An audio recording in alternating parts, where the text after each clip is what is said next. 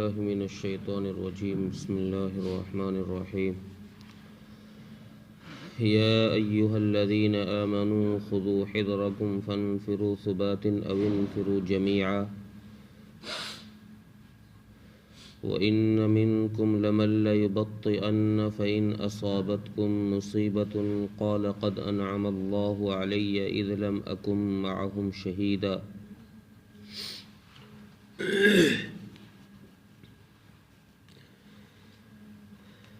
اس سے پہلی آیتوں میں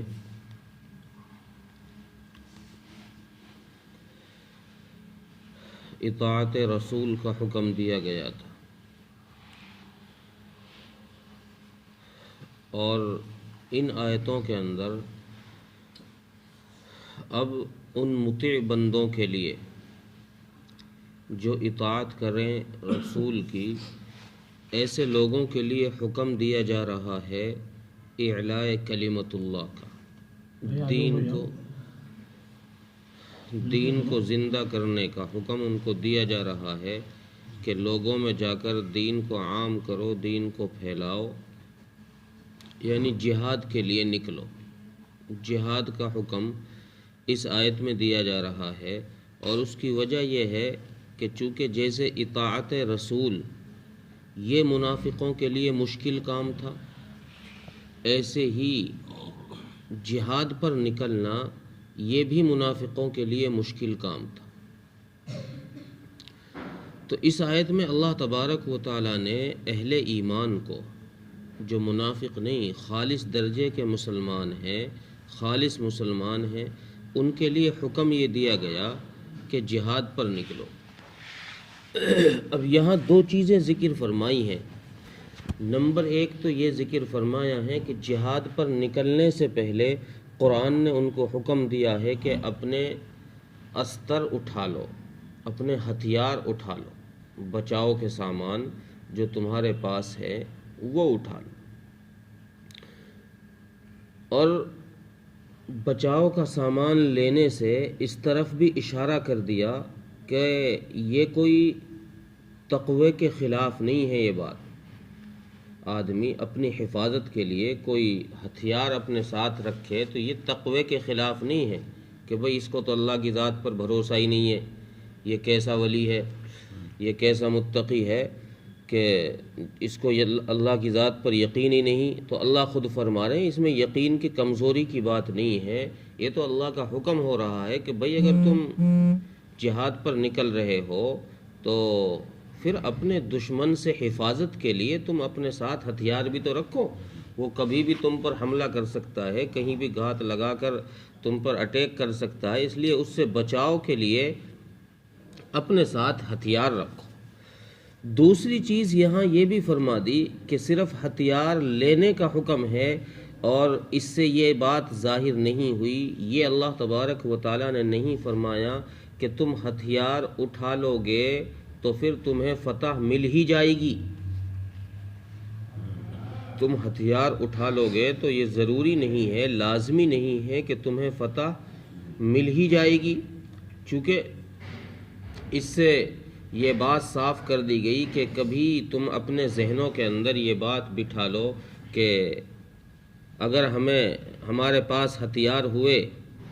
تو پھر ہمیں فتح ملنی ضروری ہے، یقینی ہے۔ تو چونکہ ان ہتھیاروں کے اندر بظاہر کوئی ایسا تاثر نہیں ہے، کوئی ایسے اثر کی چیز نہیں ہے کہ جس کی وجہ سے تمہیں فتح مل جائے، یا یہ نہ ہو تو تمہیں شکست مل جائے، ایسا کچھ نہیں ہے، بلکہ یہ تو اللہ تبارک و تعالیٰ نے ہتھیاروں کے اٹھانے کا حکم صرف تمہارے دلی سکون کے لیے دیا ہے کہ بھئی تمہیں بھی لگے کہ ہاں میرے پاس بھی جواب دینے کے لیے کچھ ہے، میں بھی دشمن کو حملے کے وقت جواب دے سکتا ہوں۔ صرف اس لیے یہ حکم دیا گیا ہے، ورنہ نفع اور نقصان، شکست اور فتح یہ تو اللہ کے حکم سے ہی ہوگی، یہ تو اللہ کے حکم سے ہی ہوگی۔ اور پھر آگے فرمایا، آگے یہاں تک تو جہاد میں نکلنے کی ترغیبی بات تھی کہ تمہیں نکلنا کس طرح چاہیے۔ تو آگے فرما رہے ہیں کہ جب تم نکلنے لگو تو پھر جب تم نکلنے لگو تو پھر اکیلے اکیلے نہ نکلو۔ یہاں دیکھو اسلام نے کتنی اچھی بات بتائی ہے کہ اکیلے آدمی پر کوئی بھی حملہ کر سکتا ہے، کوئی بھی اس کی جان کا دشمن بن سکتا ہے۔ اس لیے اسلام نے یہ حکم دیا،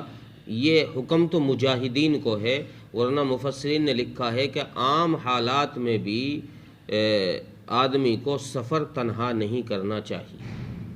چونکہ ایک حدیث میں آیا ہے کہ ایک آدمی اگر سفر کرتا ہے تو وہ ایک شیطان ہے،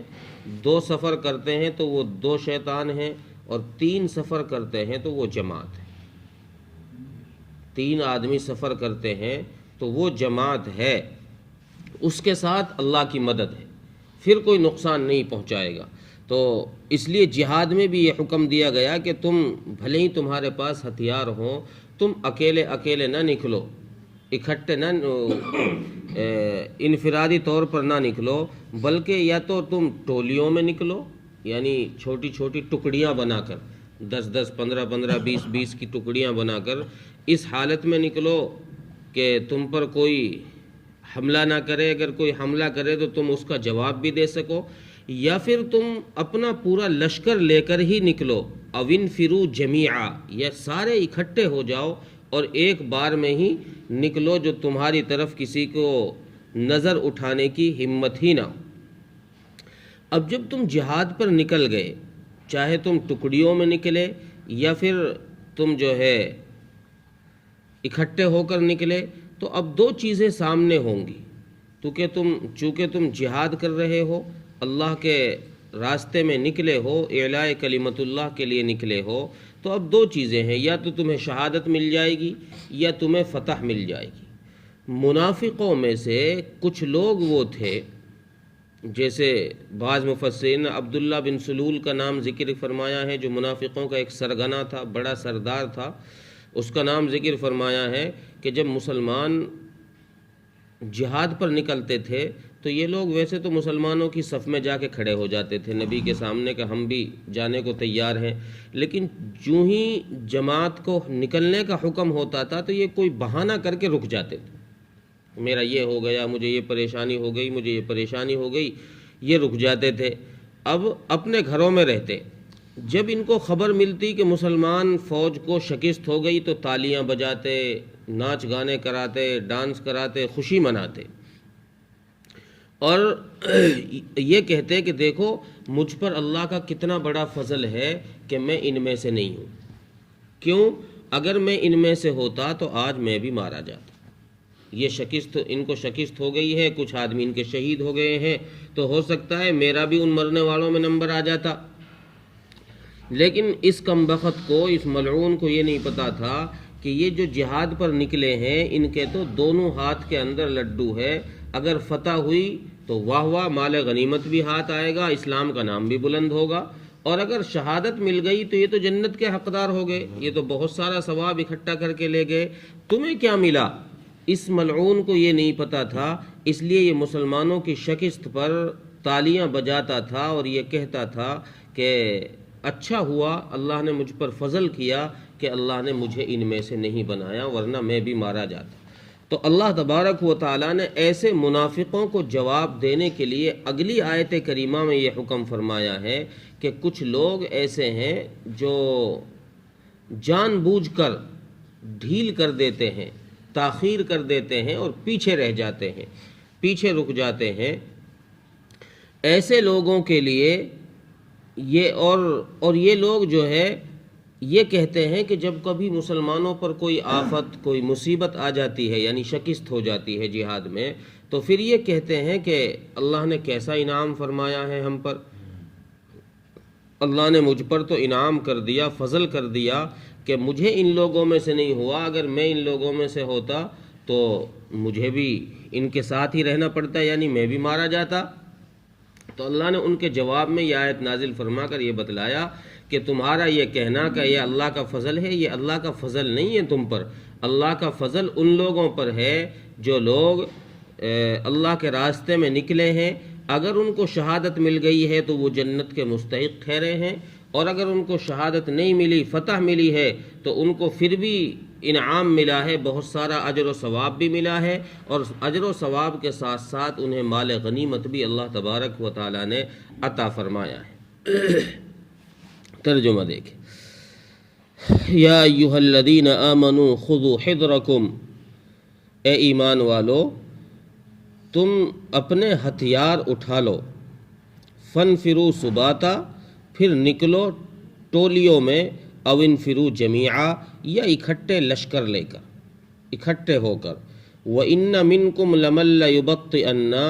اور تم میں سے کچھ لوگ وہ ہیں جو جان بوجھ کر تاخیر کر دیتے ہیں، پیچھے رہ جاتے ہیں، رک جاتے ہیں۔ فَإِنْ أَصَابَتْكُمْ مُصِيبَةٌ، جب تم پر کوئی پریشانی آتی ہے، کوئی مصیبت آتی ہے، قال قد انعم اللہ علی اذ لم اکن معہم شہیدا، تو کہتے ہیں کہ مجھ پر تو اللہ نے یہ اپنا فضل فرمایا ہے کہ میں ان لوگوں کے ساتھ نہیں ہوں۔ اللہ تعالیٰ عمل کی توفیق عطا فرمائے۔